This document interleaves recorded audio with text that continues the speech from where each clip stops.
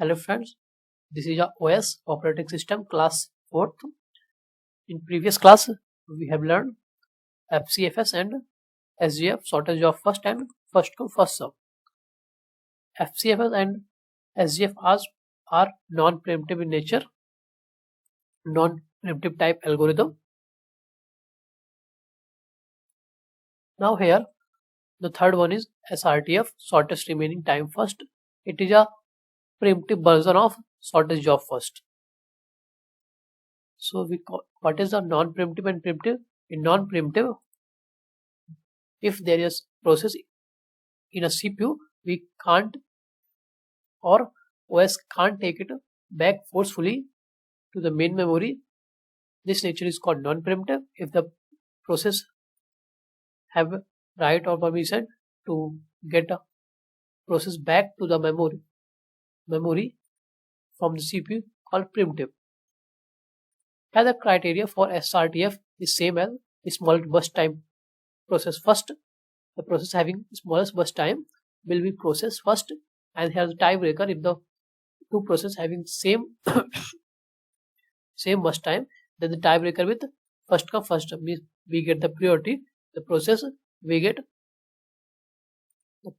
comes first if the process time is same.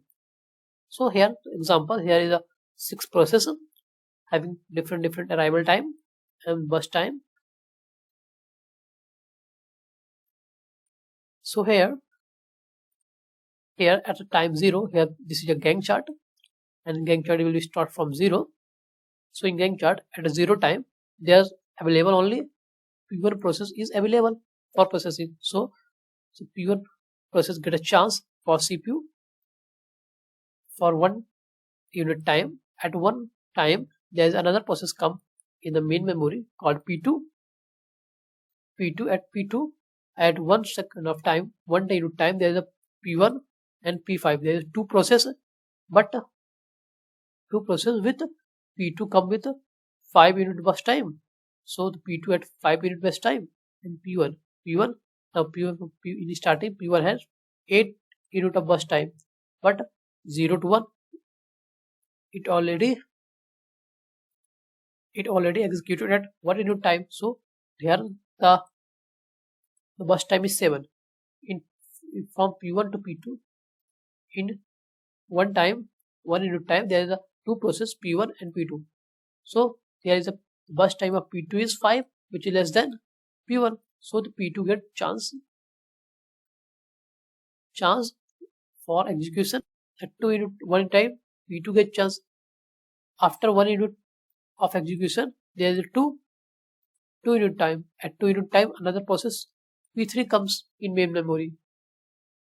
So at P2 there is a P1 process having 7 unit burst time, and the P2 at 4 unit burst time means 1 unit have been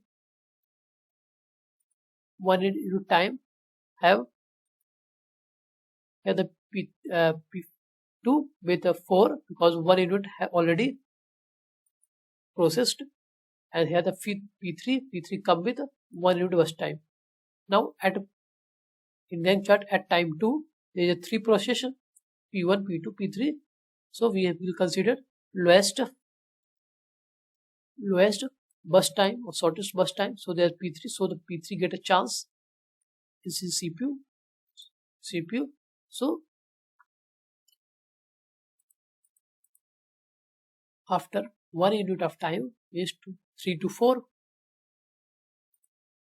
After 1 unit time from 2 to 3. 2 to 3 is at 3 time. There is a P4 process will come. So here the P1 with 7 burst time, P2 with 4 burst time, and P4 with 2 unit burst time. Here P1 has completed because P1 has 1 unit burst time. Now at point 3 there is 3 process P1, P2, P4. Out of them P4 have lowest burst time, so P4 get a chance. Now same method again.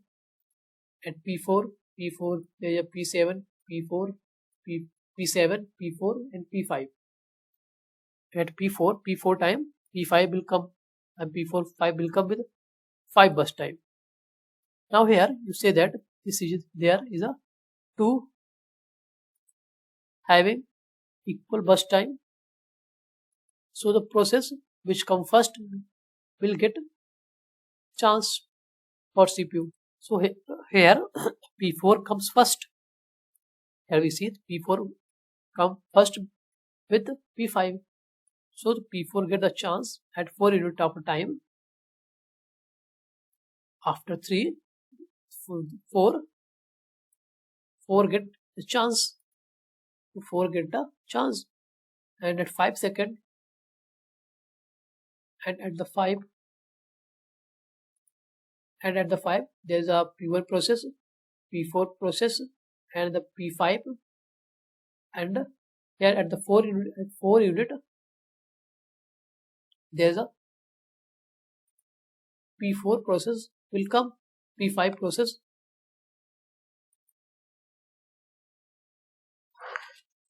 So at the time of 4 unit, P4 process will get a chance.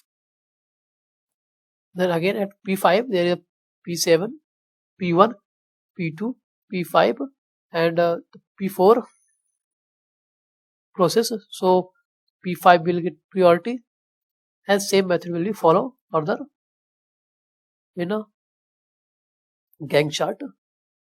So the completion time. So the P1 have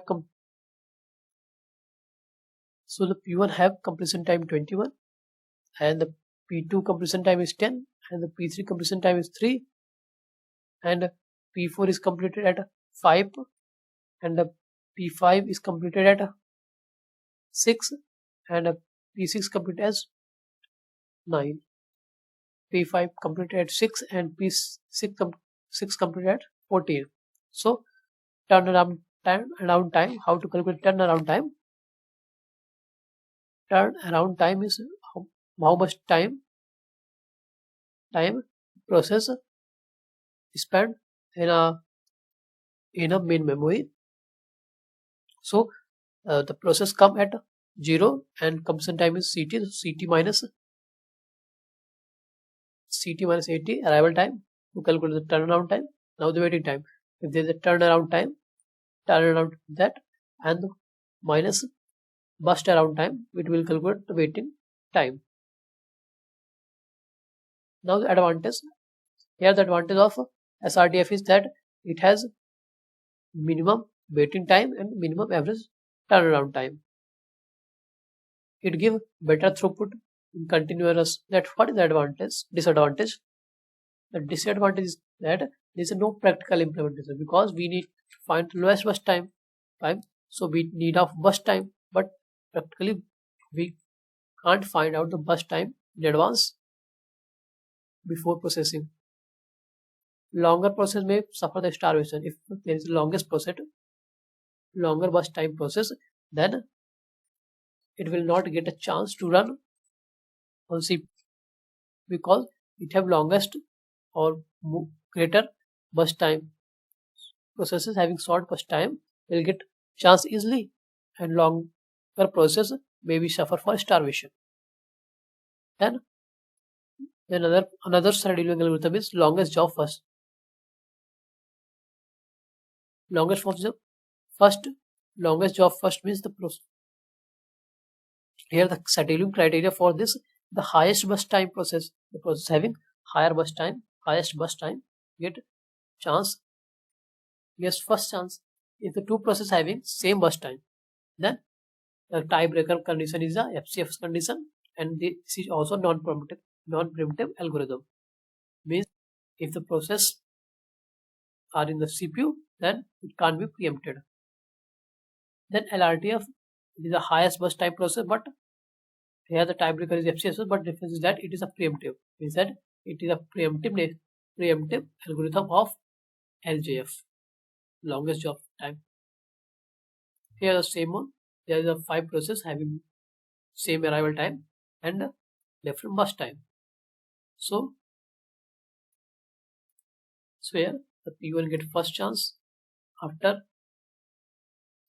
There is a P3 with the 6 burst time. And P3 there P3 with 8. So the first P8, P3 will get chance. So the P7, it will be a P7. So this is already big. Then it become a 2 after 2 minute time. It become a 6. So 6 in there is a, if there is a 2 6, then first come, then P3 will also get chance. That will reduce to C5. P3 will become 5. Now P3 becomes 6. P3 have 6, so the P5 get chance. So P is 6, it will reduce to the 5. Then there is 2 1. There is 3 5 having the process having 3 having 5 equal 5 burst time. So after 5, P1 get chance. P1 the P5 reduced to the 4. Then there are 2 process having 5 period of burst time, P3 and P5. So P3 get a chance, and it reduced to P4, and after that it reduced time 4. Then P5, then P5 get a chance, so it become P4. After at the end, this at the end all process having 1 unit burst time. Okay, so which process will get more priority? Process which come first. So P1 get more priority, then P2, then P3, then P4, then P5. Same method follow in every case if there is a arrival time is same. So we not need to be draw the full time Gantt chart. We can conclude because in after analyze we conclude that at the end all process having 1 unit of burst time, and from which it get a priority by the FCFS. So first P1 get more priority, then P2, then P3, then P4, then P5. Okay, after adding all burst time, it will be a 24, and if we calculate the average waiting time, after calculating waiting time here, we have a column of waiting time. After calculating waiting time, we add all waiting times and divide by the number of processes, we get 22. This is the average waiting time.